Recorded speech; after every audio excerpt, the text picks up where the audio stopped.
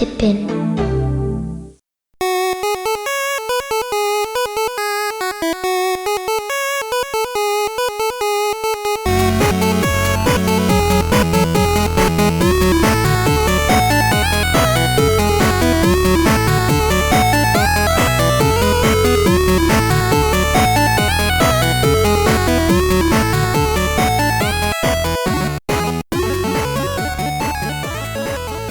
Hey everybody, welcome to another episode of Classic Gaming Brothers. I'm Zach. And I'm Seth. And we're the Classic Gaming Brothers. We are the Classic Gaming Brothers. Before we get into this episode, I want to thank Luther for coming on down to our studio to have a little I guess it's not a one-on-one chat, but no, because I'm here too. A one-on-one chat. Yeah, that works. Luther, is great having you on, and we look forward to maybe having you on at some point in the future. That's true. And check out the Indie Dev Lounge episode if you want to know what we talked about. Mm-hmm. Spoiler alert, it was his game. Yes, Ambition, a Minuet in Power. All right. So, without further ado, what have you've been playing recently? Seth, recently I've been playing Doom Eternal: The Ancient Gods. Ooh. Yeah. Is this when you fight Cthulhu? No, you have to try to resurrect a god. But oh, okay. Yeah. So Doom Eternal: The Ancient Gods is the DLC follow-up to Doom Eternal, as the name implies. Part 1 was released in 2020. Part 2 was released just this year in 2021. I have the season pass, so I have both parts. It's more of the same of Doom Eternal, where you play as the Doomslayer, back to your old antics of killing demons. The plot it follows up directly from the plot of Doom Eternal, where you just finished killing this creature called the Khan Maker, and now you are tasked with resurrecting something called the Father, who is the primordial creator of all life. And Doom Guy decides to resurrect a big demon instead, because he does what he does. But the kind of cool thing with the Ancient Gods is your character is fully leveled up, so when id Software was working on this game, they wanted to make the game feel like the logical progression of the end of the last game of Doom Eternal. So they wanted your guy to feel stronger, like that you've never lost any of the power-ups that you had from the game. So you are fully leveled up. That being said, enemies are a lot stronger. They take a lot more hits to kill, and there's a lot more of them, even on the easier settings. You still can get overrun pretty fast.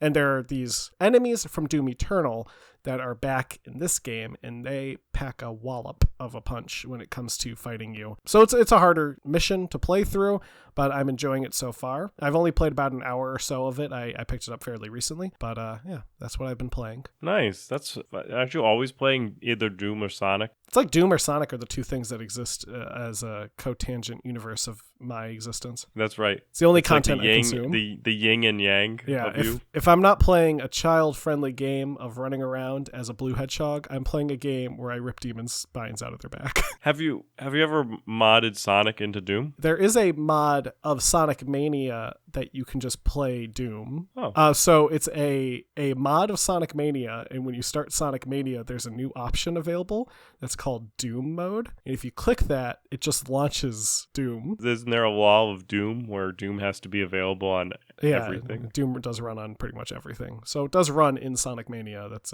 someone got it to do that. So what about modding Doom Guy to be in Sonic? Oh, maybe. There is a Doom mod that turns the game into Sonic. It's Sonic Roboblast 2. We talked about it in our mods episode. Oh yeah, I vaguely remember that. So recently I have been playing. Oh yes, do tell me. Evil Genius 2, which is the sequel to Evil Genius. This one was developed and published by Rebellion, which is the Rebellion are the people that are primarily behind the Sniper Elite games. Mm-hmm. They also blew up the Death Star. They did. The Rebellion did also blow up the Death Star. Originally, Evil Genius was done by Vivendi Games, and game companies, they go defunct and their intellectual properties kind of get tossed about, and Rebellion ended up becoming the latest intellectual property holder with Evil Genius, and they decided to do something with it, and that was make the sequel, as they had the right to. So Evil Genius 2 really is like Evil Genius 1 but modern, and it's amazing. I've played a few hours of it already, and the tutorial is still going on.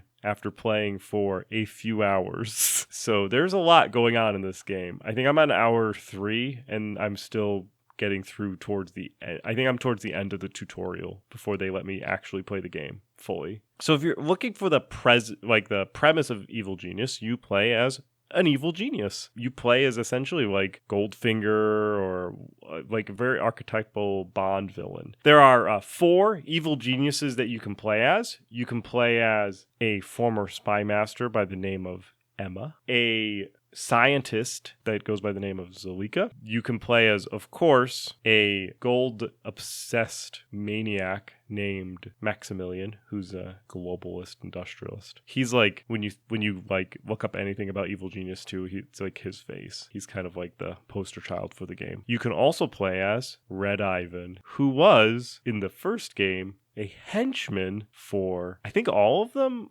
Maybe just Maximilian. I'm not sure. Maximilian and Red Ivan are 2 people from the first game that are in the second game. But Red Ivan was a henchman, and Maximilian obviously was another evil genius. So there were 3 evil geniuses in the first game. There was like a evil Chinese warlord type character and like a Cruella de Vil type character. Both of them are gone and they're replaced with these 4. And I like, apparently each 4 have their own story, which is unique. So they have their own story and their own objectives. And I believe they get their own bases. I've only played through, it's my first time playing through, so I'm just going to play through as Maximilian because he is like, when I think of Evil Genius, I think of Maximilian. He's like a short guy who's like got little stubby legs and walks around and will shoot minions if they're not doing their work. Anyway, so you play as one of those people and you get a base and you build out the base using minions. And it's kind of like Dungeon Keeper, or it's also kind of like Evil Genius, where you build a base, plot out the base using blueprints, and your minions perform the function. So you don't actually control the construction of the base. You do control it, but you don't actually do it yourself. So like you just block it out. You say, I want the training room to be here. I want to put these items in here. And then you say go, and your minions will go and construct it. And then you make money by sending your minions into different places around the world. And they create schemes where they send you money back as they scheme. So there may be like a scheme that's worth $20,000 over the course of 30 minutes. And they'll send you that $20,000 piecemeal. And you'll have a vault and you have to keep that money sealed and secured in the vault, because there'll be like agents of the government or the various governments throughout the world who are trying to stop you because you're an evil genius. And you can have like a casino in the front end of your house so that tourists who come to your island, go to the casino, and you can distract agents and people throughout the casino. And it's just it's a fun little strategy game that I really enjoy playing and have been playing a lot of it, and I'll probably play a lot more of it. Nice.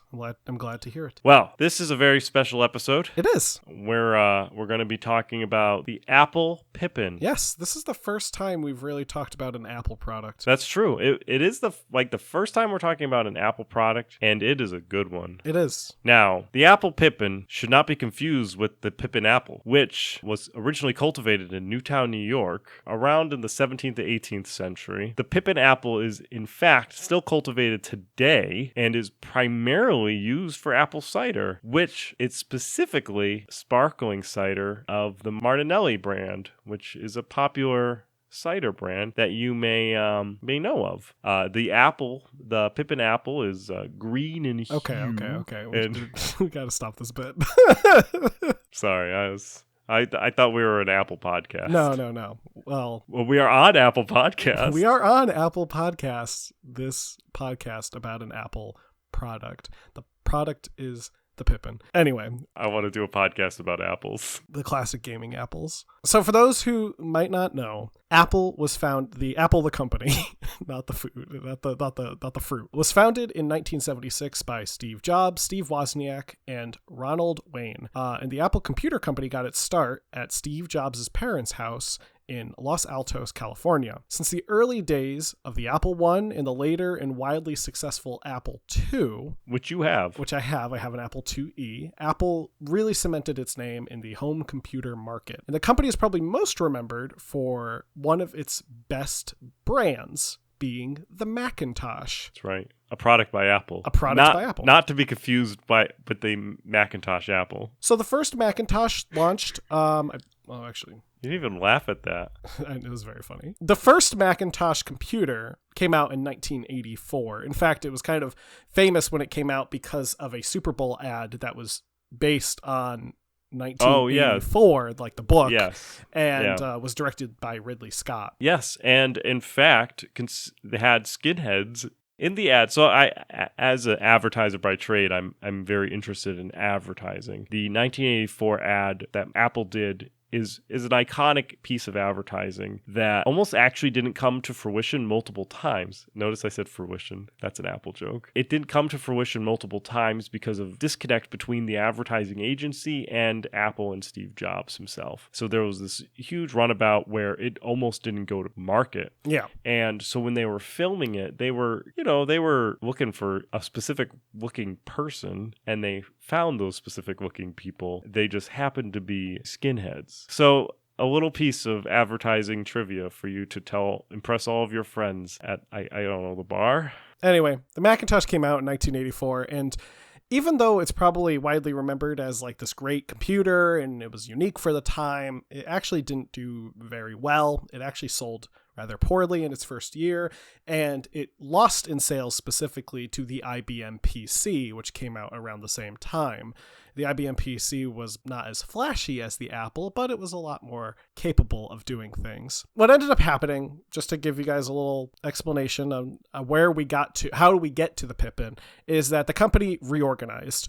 And during the reorganization process, they actually put Steve Jobs in charge of a new team. However, this team had zero power, essentially. And Steve Jobs was a smart guy, so he kind of realized this was happening. He basically tried to get the board to fire John Sculley, who was the current CEO of Apple at the time. They found out about this and they weren't a big fan. So Steve Jobs left, and he actually went on to create a company called Next Computers, and Next Computers were used to actually essentially bring about the advent of Pixar. But which is why Steve Jobs has a big connection with Pixar. That's right. But while Steve Jobs was gone, Apple was still doing things. In fact, Apple needed to do things so they can stay afloat, and they were coming up with new products, including something called the Newton, which everyone remembers from that classic Simpsons sketch where Nelson writes beat up Martin, because the Newton had text recognition, so you can write on the Newton using a stylus and it would take your handwriting and turn it into text. And Nelson in this classic Simpsons sketch writes beat up Martin, and it translates it to eat up Martha, which is classic Newton. But anyway, the other item that they worked on was the Pippin. In 1993, the Japanese company Bandai wanted to create a video game version of the Macintosh computer to play CD-ROM based games. Bandai approached Apple in 1994, and the idea was that the system was going to run off of the Macintosh Classic 2 system. That was the original concept. And the idea that Bandai had was that Apple would create the logic board and Bandai would provide the casing and the package design. Bandai specifically wanted to market the Pippin as a games console, not as a computer. And as such, most of the software that was designed for the Pippin were specifically games and edutainment software, which was educational entertainment. So like learning games, like your Mario, like Oregon Trail. Like Oregon Trail. Which you can play on your Apple II. Which I can play on my Apple II. Probably runs better than it would on a Pippin. Apple and Bandai also decided that they were going to make the system be able to connect to the internet, which is kind of the new innovation of the 1990s. I mean, the internet was this kind of new hot thing, and there weren't really video game systems that could do the internet. There were video game systems that could go on the network. I mean, some systems came with modems, but it wasn't built into the system, and that was the idea for this Pippin. So Apple decided that they were going to implement what was called GeoPort, which was a serial data technology that allowed the machine to connect to a variety of modems and also communicate with a variety of ISPs. Because your motherboard would essentially be like mapped to the different ports, and certain technologies were mapped to certain serials as well. So like you would have a printer serial port, and you could only put printers on it. Yes, yeah. Like for example, my Apple II has a parallel port for the printer attachment that I don't have a printer. Actually, I do have a printer. And also has a RS-232 serial port where I can connect a modem to it. I can't put one to the other. Right, which is, I think it's kind of cool as now we get to more of a ubiquitous like USB-C type situation where you can plug in almost anything into your USB-C, and the software of the computer is really dependent on figuring out what it is, where with serial ports, the hardware was kind of dependent on trying to figure it out, and it was kind of rooted into the computer what these ports did, and you had to manually like hack the ports if you wanted them to do something else at that port. I think that serial ports are kind of neat that way. Now, the Pippin itself was a pretty hefty device. It kind of looked like a heavy set PlayStation, a little thicker, and it slid out because instead of having the PlayStation where the top pulled up so that you could put the CD-ROM in, the CD-ROM for the Pippin would slide out like a traditional like optical drive on a computer, which honestly not a great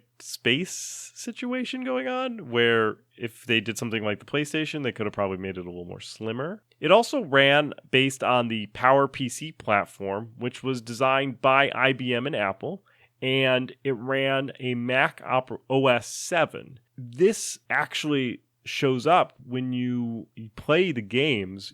When you boot the game, you can actually see the Mac OS 7 flash briefly before the game actually starts. Now, the Pippin's architecture was pretty robust, and it supported ISPs like Prodigy, American Online, and eWorld, which were the ways that you would get to the internet in the 90s. And it also had PCI-compatible peripherals because Apple assumed that there would be additions to the Apple Pippin.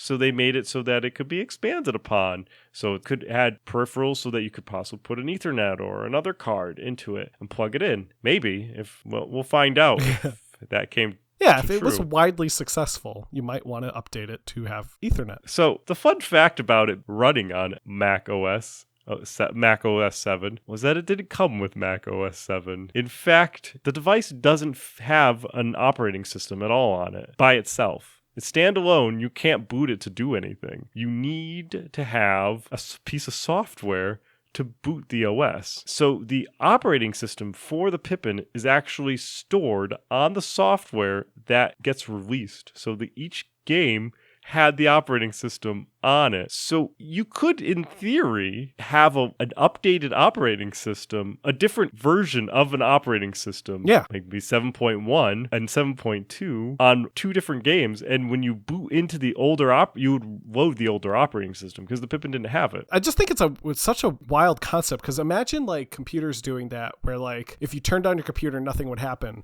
But if you put in your copy of Half-Life 2, it would load Windows, and then it would play Half-Life 2. Right. It was what the Pippin was doing. It was essentially loading an operating system and then starting a game. And now, it is odd because it doesn't have an operating system, so the system by itself is kind of useless, really. Without an operating system, you can't really do anything with it. There's no UI to go in. There's no operating system. There's nothing you can do with it. But it allowed Apple to upgrade the operating system without actually having to upgrade the hardware. So they could roll out updates through software releases. It's wild watching like some captured video of somebody starting a game and seeing the flash of an operating system before. It looks like they're playing an emulator, but in fact I guess they are. At the end of the day, they're playing some like Macintosh emulator, but it was the thing that kills me is that this is a product that went to retail. Like, this is a factory product, and you essentially are shipping a emulator, in my opinion. Now, the controller for the Apple Pippin was aptly named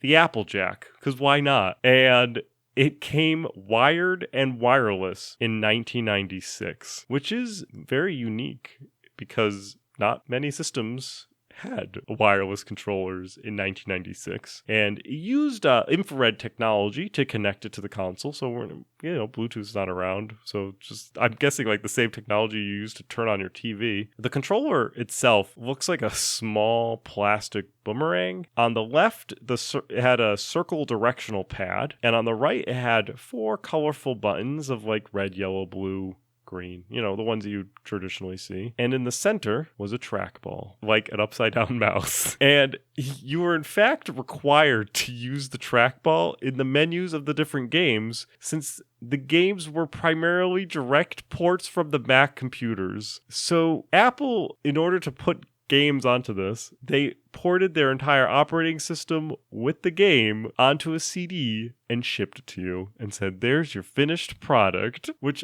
honestly is just lazy. Now, the Pippin had built-in storage as well, though there was no operating system on the storage, as we said. The storage had 128 kilobytes of storage, which was primarily used to save settings and game progresses. An interesting thing about the Apple Pippin was that the console was not region-specific and was in fact compatible with both PAL and NTSC, which are the different television technologies that were present at this time. Mm-hmm.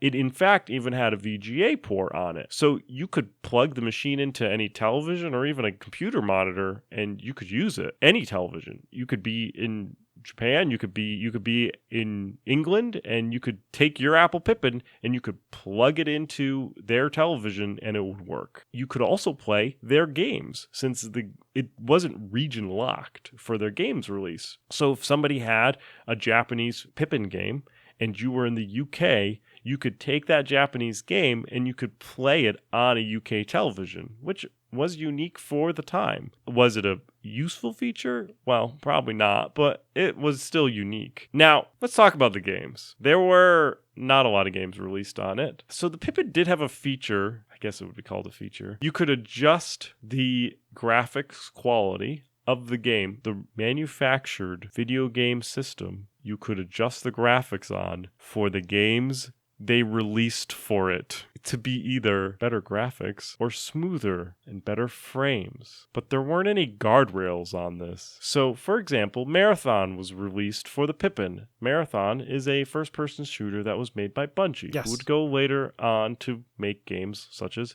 Halo, which is a popular game. Marathon was released for the Pippin. I imagine a port. So Marathon was originally released on the Mac, and it was comparable to Doom at the time. So Doom wasn't available for Macintosh, and Marathon was the Mac Doom. And it was a fast first-person shooter that was comparable to right. Doom. So you would expect if they released it for the Pippin, they would optimize it for the Pippin. You would be wrong. Of course. In fact, you could adjust the Marathon so that it had really good graphics, but this would make the frames per second go down to about 10 to 15 frames per second, which, if you've ever played a video game, that's pretty not playable, especially for a first-person shooter. Yeah, it's like a PowerPoint presentation. 10 to 15 frames per second for Marathon. Now, you could adjust it for performance. So you could make it so that it's smoother and the graphics quality goes down. In fact, you can make it so poor that you couldn't see anything. And so then the game wouldn't be playable on the other end. It would be smooth. Or, well, the frames would be better, but you wouldn't be able to see what was going on. There was a hodgepodge middle where you could play the game and it would run okay, but it wasn't a great experience. It was an experience. That was it. Yeah. It was just it. If you could say Apple Pippin could have a popular game on it, it would probably be Power Rangers Zeo. And that I'm saying it's a Power Rangers Zeo game can elude you already to how the Pippin did when it came to sales and support. Power Rangers Zeo was an action platformer where you play as the Power Rangers. Yes. It is bad. Yes. Zach and I actually watched some videos of the Power Rangers Zeo games. Actually, it was a while ago, and the horribleness of the game still resides within my brain this time away. It was probably the most hilarious thing I've ever watched in terms of bad video games. I've played some bad video games in my time. I've played Superman 64, E.T., I played Big Rigs Over the Road Racing, I played Sonic 06. But then there's Power Rangers Zeo, and this is garbage. It looks like a Flash game that someone didn't finish. It's clunky. It's poorly optimized. There are graphical errors happening during the game that you are playing. Like the Power Rangers' legs will twitch out, or like they'll distort out. And this is like the game. So this is like the top. This is the best game that they had, or the most popular game that they had. I guess good games. I guess the best game doesn't have to always be the most popular game. But if, for all intents purposes, if Apple Pippin could have a game, it was this one, and it was bad. So Apple announced the Pippin in Tokyo on December 13th, 1994, as well as the partnership they were doing with Bandai. Apple's idea was they were going to license the Pippin technology to third-party companies, with Bandai being the first. Bandai developed two different type of Pippin models, the @mark models and the @world models, spelled as the symbol, the WORLD. It's because that's 90s cool. Yes, it was. I mean, the internet was coming around, so you had to allude to internet lingo somehow. In 1996, the white-colored Pippin @mark went on sale in Japan for 64,800 yen, which by at least today's conversion is about $585. I'm not exactly sure on the... Oh, with price of inflation? Yeah, but that's just... It's probably like $1,000. Yeah, it was expensive. Bandai predicted that the system would sell 200,000 in its first 12 months. The black @world model went on sale in the US in June of 1996 at the price of $599, which Bandai hoped would sell 200,000 in its first 12 months in Japan, and an additional 300,000 units in the United States. So they are predicting that 200,000 units would sell of the @mark product, and over 500,000 would sell total of the @world product. We're going to talk about how many actually sold later. I'll give you a hint. They are off in their numbers. I mean, they're not unrealistic numbers. No, that's probably, for the time period and for what they were selling, they were probably basing it off of pre-existing sales models for similar video game systems that were out at the time. I mean, this would have been around the time period that we saw Sony and Sega and the 3DO and even Philips in the market. So just so everyone keep those numbers in your mind as we get through this episode, and we will we'll see how well they did, because they are realistic, and for a full year of sales, that's a realistic expectation. Because you have other systems doing those type of numbers in days. So the market's ready for the Pippin. Yeah. So we had the Pippin @mark, we had the Pippin @world, and there was another Pippin device that was sold in Europe and in Canada, made by a Norwegian company called Cats, and they created the Cats Media Player 2000, which has the catchiest name of all time. That's when I want to buy a product, I want to buy the Cats Media Player 2000, please. So the Cats Media Player 2000 was actually never really sold as a product. It was actually sold to stores and to shopping centers to be used as an interactive kiosk device, because that makes sense, right? It's a system that has a controller on it that was capable of playing CD-based games. You just made software that worked for the kiosks that you were building. Pop it in. There you go. Right off the bat, you got a kiosk machine. Pretty cool. Apple didn't actually market the Pippin, like, at all. But that was the plan. This wasn't like Apple deciding they were just going to ignore the system. Their plan was they weren't going to market the system. It was the job of the licensees to market the system. So if you were licensing out the Pippin, it was your job to make sure it sold. Now, the Pippin was incredibly unpopular. Let's just get that out of the way. In 1997, Bandai canceled production during their merger that they were planning to do with Sega, which didn't go through. So they had to backpedal quickly to try to get the Pippin sold again after they had already canceled production on them. Isn't that great? So Bandai's like, we're not going to support this anymore. We're just going to merge with Sega. And then the deal is like, oh no, that's not happening. So then Bandai's like, well, I guess we got to sell these Pippins. Yeah. We're going to just smush away in a merger. So Bandai decided that they're going to quickly attempt to rebrand the Pippin as a set-top box. That ultimately failed as well. The Pippin was released in a really competitive market. I mean, I just mentioned a couple of the names that were on the market. Sega Saturn, Sony PlayStation, and if you wanted to play good video games, there were plenty of Windows-based PCs that you could purchase for not massive prices. I mean, computers have always been more expensive than consoles, but you got more with a computer than you would have with a Pippin. Also, the Pippin was $599 in the 1990s, which is a lot of money in today's money. That's almost $1,000. So you're paying almost $1,000 for a device. Didn't even have an operating system on it. Yeah. You're paying like $1,000 for almost a computer. Yes. When you could just probably pay like $1,200 for a computer. So things were not going well for the Pippin. It was really destined to fail. But really the thing that put the nail in the imaginary coffin that is the Pippin's existence was the return of the prodigal son, Steve Jobs. So in 1997, Apple asked Steve Jobs to come back because they needed help, because they were doing very badly with everything. And Steve Jobs, historically, had done good things for Apple. Jobs came back, and when he came back, he actually made the executive decision to cease production on all Macintosh clone efforts, including the Apple Pippin.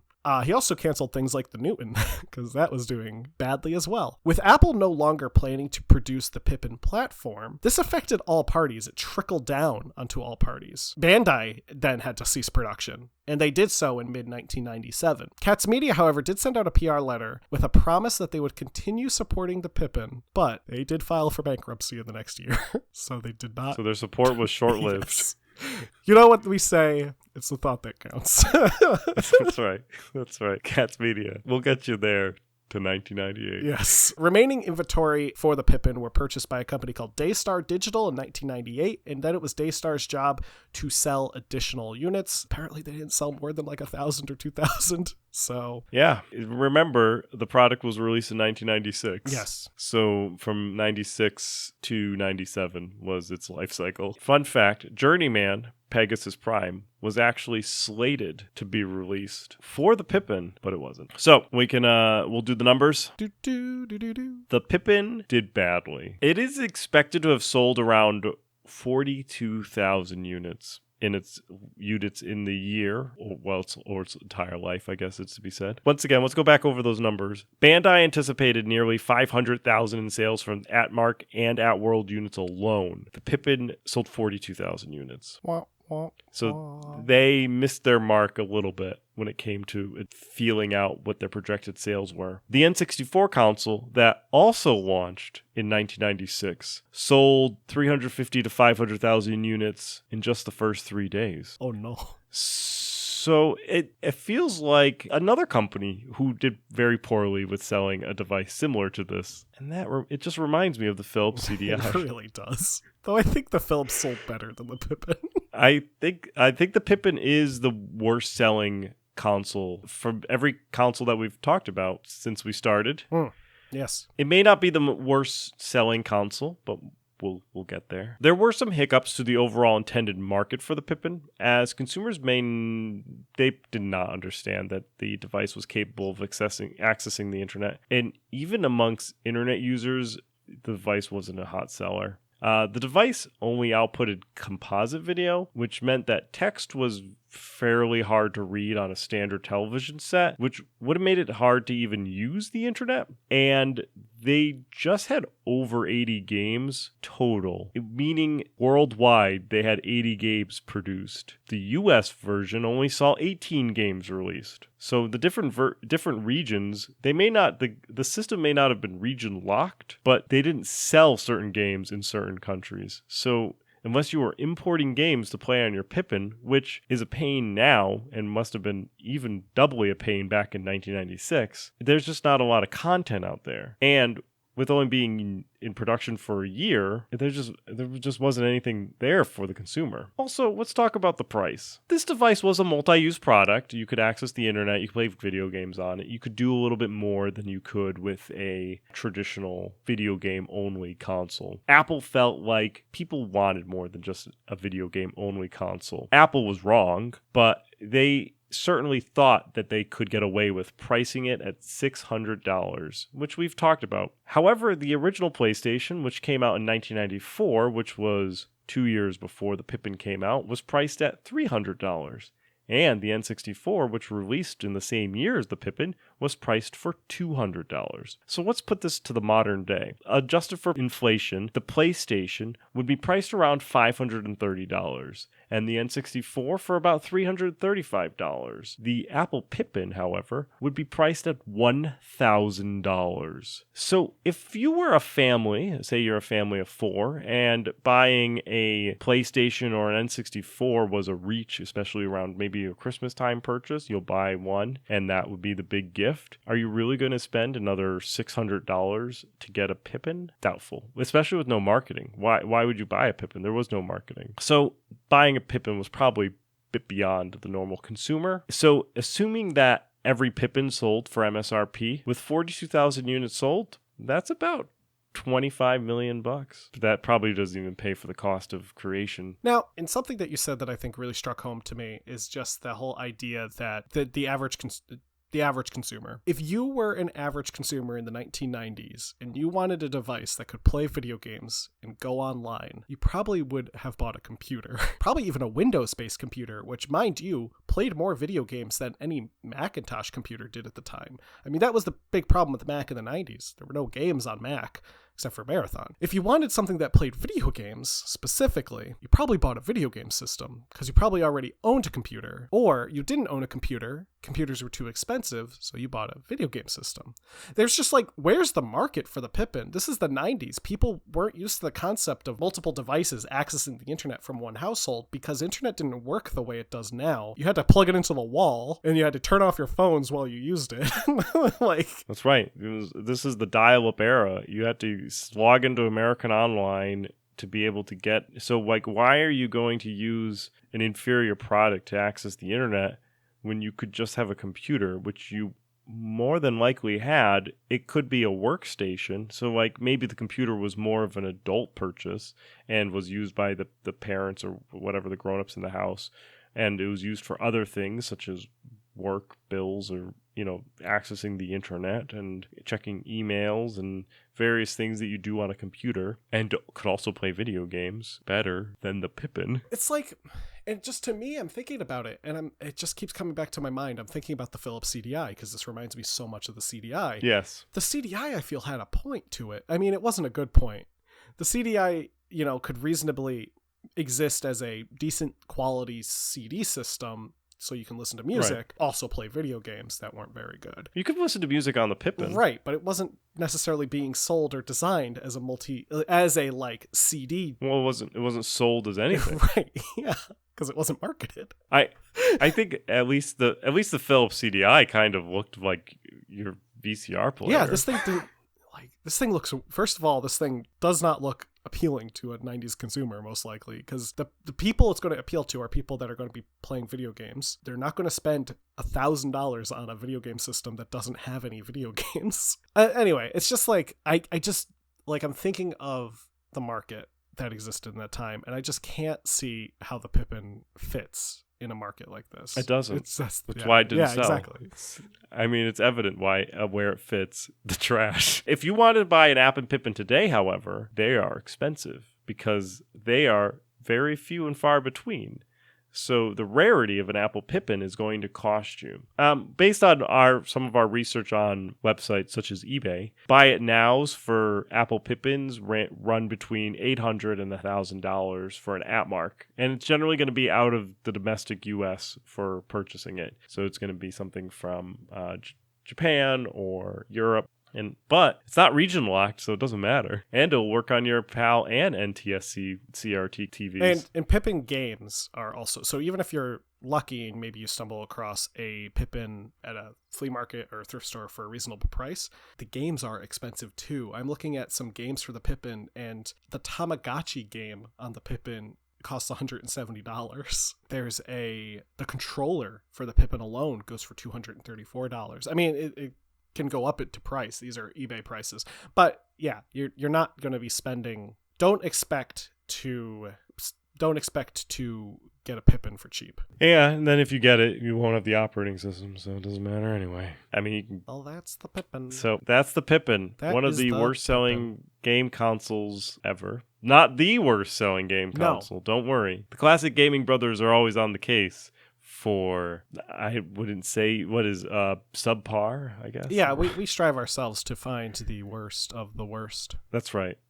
Because we like uncovering disasters. So if you enjoy our talks about horrible selling consoles, we have more planned. Don't worry. There are a lot of horribly selling consoles, and we'll bring additional episodes to you. Though, let us know. You can always send us an email if you want to hear about a specific console. We've pushed stuff up in our schedule before for some fans who've written in wanting to hear more about the Virtual Boy or something like that earlier than what we had planned. So if there's a console that we haven't discussed or talked about, we're making our way to Game Boy. We always generally do Sega stuff before we do Nintendo Walking stuff. fast, faces past, and we're homebound. Badoo, badoo, badoo, badoo. I know. I just whenever you say making your way, I would just think about going to Cheers. Making your way in the world today. Days of the world today with everything you got. All right. Anyway, that's going to be our Apple Pippin section. And now we will move on to our BWPA, our buy, wait, pass, where we are excited about talking about games we're wanting to buy, wait, or pass on. I'll go first. Zach, yeah, sure. So, Seth, the game I'm excited about buying, waiting, or passing on is a game called Little Kitty, Big City. That sounds like a fun name. It is a fun name.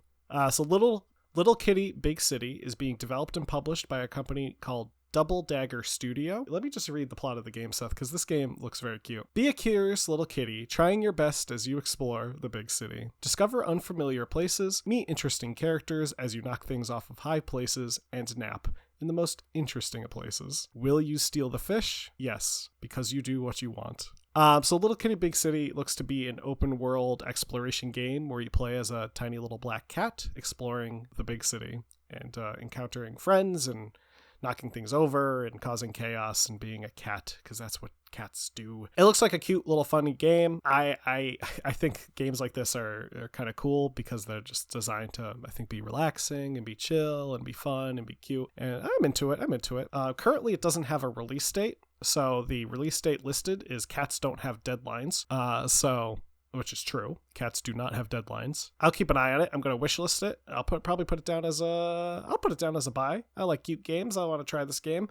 I'm up to play as a cat and explore. So yeah, it's a buy for me. Great. I am excited to talk about It Takes Two. It is a cooperative game where you play as divorced parents. So yes, in fact you do. So you play as, there is these two parents. They are telling their child that they are going to be divorced, and the child is upset and turns them into little dolls, like little voodoo dolls type situation. I'm describing this game very poorly. I'm watching the trailer for it, and this is exactly what it looks like. So, and then you have to play as this little doll with your friend to work together to solve challenges and puzzles. And there's like in the screenshots, they're like playing like an Atari situation type game with a controller, and I imagine it could be a lot of fun. It kind of reminds me of like a fun A Way Out. Well, I mean, A Way Out is fun, but A Way Out is serious, and this looks like a little less serious. Apart from the subject matter, this looks a little more fun. Yeah, apart from the subject matter of playing as divorced parents, but maybe they, I guess, get together or at the end decide that truly no. Even as we spent multiple hours stuck as dolls, we're still getting divorced. But yeah, I think I'd like to eventually pick this game up. It's scoring very well. It's overwhelmingly positive reviews. It came out just on March 26th, so it is available. It was published by Electronic Arts, but is available on Steam as well as, I'm sure, Origin. And it was developed by a company called Hazelight. And it looks very much like Unraveled, that is also done by Electronic Arts, so it makes... well, published by Electronic Arts, which makes sense. It also kind of has the perspective of being very small in a very big world, which I kind of like that type of motif, kind of like Grounded by Obsidian, where you play as a shrunk down. In this case, you're like a shrunk down doll, but like a shrunk down human. So like everything is big. So like the Atari controller is like the same size as you. So like. I'm sure pushing it, like I'm sure the physics is all, like weird. There's like the they race frogs in it. It's cool. So I'm going to put this down as a wait because it just came out and I got a lot of other games on my to-do list right now. But I think this would be a fun game to play on stream. So it's a friend pass system, which Electronic Arts has, like with A Way Out, where one person owns the copy of the game and the other person gets to play the entirety of the game as long as you play cooperatively with your friend. So we'll probably do something like that on stream, but right now it's going to be a wait. But maybe in a few months, Zach and I will be playing this game because it'll probably also come across stream well because of the split screen. Yeah, I think so. So there's a few things that you should know about us. Those things should be how to contact us, how to listen to us, and how to support us. So if you want to contact us, you can always send us an email at classicgamingbrothers@gmail.com. If you want to be fun, you can always send it at Seth@classicgamingbrothers, Zach, which is spelled with an H, @classicgamingbrothers, or Classic Gaming Brothers @Classic Gaming Brothers. So any of those, they all go to the same email box. We'll respond in kind. Generally, I'll respond to the emails. Zach will read them. But if you want to send something to Zach, then you could also just say Zach should read this, but he'll probably read it eventually. Anyway, we'll get back to you as a group. And send us feedback. The feedback could range for all sorts of things. It could be positive feedback, it could be negative feedback. I think all feedback is good regardless. So if you tell us that you like the episodes, if you want to see more content of something specific, if you really don't like something that we do, think we should expand on something further, let us know. We try to keep our episodes, if you're new and you're listening to this as your first episode, welcome to the end of the podcast. This is where we do a lot of glad handing, just as an FYI. If you are new and you're listening to later episodes and you're unsure what's going on with this podcast, we generally run shorter podcasts, about 45 minutes. Could be a little shorter, could be a little longer. But we're originally designed to be a commuter podcast. So if you're commuting into work, hello, welcome back. If this is still during COVID, or if you're working from home and you listen to us elsewhere, great. If you like longer form podcasts, let us know. If you like for us to go on a bit longer, if you like shorter, then let us know. Either or, we try to just cater to whatever people want to listen to. We're here to be that thing to listen to. Now, how to support us. Well, listener, if you're listening to these words, you already are doing it. Look at that. Congratulations, you're already supporting us. By listening to these episodes, you're bringing joy to Zach and I's hearts. We love people listening to this show. We really do. From the bottom of our hearts, we really appreciate it. Zach and I decided to do this a little bit more than a year ago, and we've been doing it weekly ever since. And the thing that makes us to go on and do more episodes beyond our desire to be completely pedantic is that we know that people are listening to us, and we appreciate that. And so that's pretty much one of the best ways to support us. If you feel so inclined and would like to, you can go and give us a rating on whatever podcasting app, listening device that you listen to. If it's Stitcher, iTunes, Pandora, wherever you're listening to us, there should be a rate this podcast. Give it a thumbs up, give it a 5 stars, however you'd like to give us whatever rating you feel like we deserve. At the end of the day, ratings do help the podcast. So if you're like, I really wish I could support the Classic Gaming Brothers, give us a rating, write up us a review. That's more than enough than anything else. At the end of the day, Zach and I will continue to produce content for your listening ears, and we won't put it behind any sort of paywall or anything. We are kind of dedicated to this as a hobby, and as it being a hobby, we know that we spend money on this. So we're not out to recoup money. This isn't our job at the end of the day. So that's some ways that you could support us. We also do have a merchandise store on our website. Which our website is Classic Gaming Brothers at gmail.com. Our website is classicgamingbrothers.com. If you want, you can always buy merch if you really want merch. It is in desperate need of a refresh, and we will get there. Finally, you could listen to us. How you can listen to us? Well, you're already doing it. I think I put this at the end of what I originally stated, and it's kind of silly at the end sometimes. But anyway, you can listen to us through any application that you so desire. You can listen to us through Apple, iTunes, Google Play, Podcasts, Stitcher. We're on most podcast listening applications, so feel free to search for us, Classic Gaming Brothers. You can also listen to us on Twitch. We have a Twitch channel. It's twitch.tv/Classic Gaming Brothers, where we try to play video games semi-regularly-ish and try to get on at least once every couple of weeks or so to play some games.